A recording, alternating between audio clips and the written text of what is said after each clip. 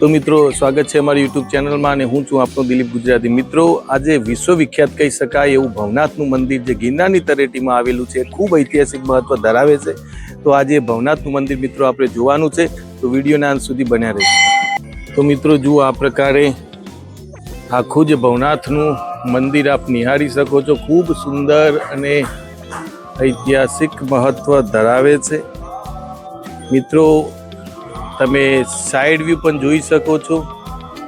આ પ્રકારે વિશ્વવિખ્યાત કહી શકાય એવો પવિત્ર મૃગીકુંડ પણ અહીંયા બાજુમાં જ આવેલો છે। આ પ્રકારનું તમે જુઓ, મંદિરના પરિસરમાં પ્રવેશતા પોઠિયાની સરસ મજાની પ્રતિમા, અને આ પ્રકારે આખું જ સ્વયંભૂ શિવલિંગ તમે નિહાળી શકો છો।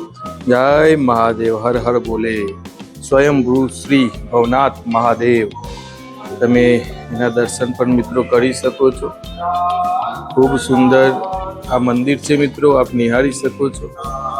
આખું જ લોકેશન આપ નિહાળી શકો છો, અને આ પ્રકારે આખું જ લોકેશન અહીંયા જોવા મળે છે। તમને ઝૂમ કરીને બતાવવાનો પ્રયત્ન કરીએ। જો મિત્રો, શિવલિંગ પ્રાચીન છે અને સ્વયંભૂ આ આખું જ શિવલિંગ છે।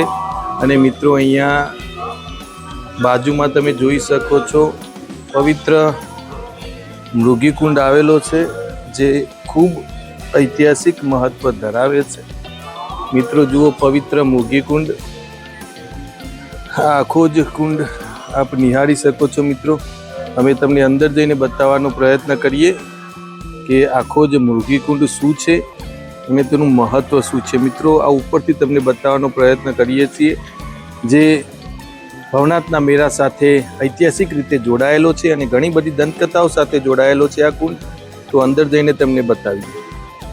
મંદિરની બાજુમાંથી જ મિત્રો જવાનું છે, અને આ પ્રકારે અહીંયા રસ્તો જોવા મળે છે।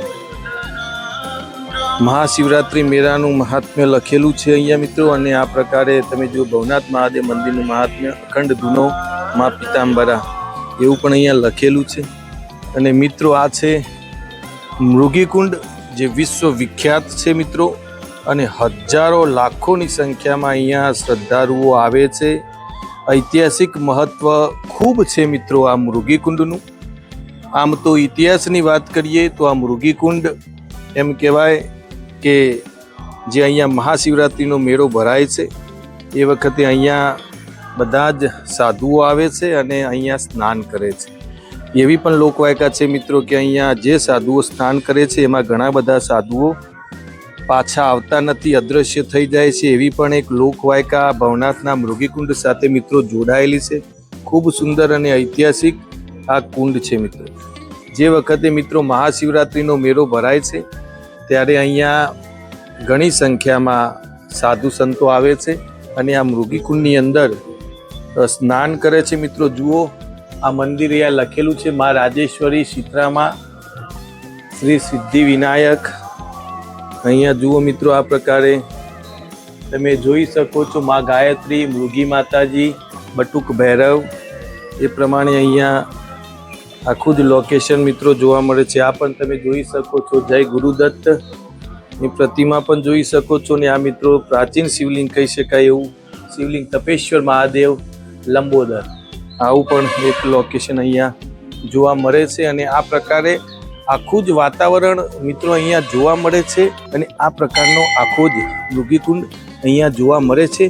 જો કે આ ભવનાથના મંદિરની બિલકુલ ટચમાં છે મિત્રો, તમે જોઈ શકો છો પાણી પણ અત્યારે જોવા મળે છે। અને આ 4 મંદિરો મેં તમને બતાવ્યા મિત્રો, મા રાજેશ્વરી શીતળામાં શ્રી સિદ્ધિ વિનાયક, મા ગાયત્રી, મૃગી માતાજી, બટુક ભૈરવ, જય ગુરુદત્ત, શ્રી તપેશ્વર મહાદેવ લંબોદર, આ જોવા મળે છે। ને અહીંયા બીજો તમે જુઓ મિત્રો, પેઇન્ટિંગ પણ અહીંના ટ્રસ્ટ દ્વારા કદાચ ખૂબ સુંદર અને સરસ મજાનું અહીંયા પેઇન્ટિંગ પણ મિત્રો જોવા મળે છે। તમે જુઓ, ભવનાથનું મંદિર આખું દર્શાવેલું છે, શિવલિંગ છે, નદી બતાવેલી છે, આખો ગરવો ગિરનાર બતાવેલો છે, અને ભોળિયા શ્રી શંકરને પણ અહીંયા, શિવને પણ અહીંયા દર્શાવવામાં આવ્યા છે।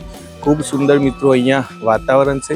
આ પ્રકારે આખું જ વાતાવરણ અહીંયા જોવા મળે છે, અને આનું ખૂબ મહત્વ છે મિત્રો. તો આ છે ભવનાથનું આખું જ મંદિર જે ગિરનારની તળેટીમાં આવેલું છે અને એની બિલકુલ રાઈટ સાઈડમાં તમે જોઈ શકો છો કે આખો જ આ મૃગીકુંડ આવેલો છે. તો મિત્રો આ હતો ભવનાથ મહાદેવના મંદિરનો એક સરસ મજાનો ધાર્મિક અને ઐતિહાસિક વિડીયો. જો આપણે ગમે હોય તો લાઈક, શેર અને સબસ્ક્રાઈબ કરજો, જેથી નિત્ય મુકાતા ઐતિહાસિક વિડીયો મિત્રો આપ નિહાળી શકો.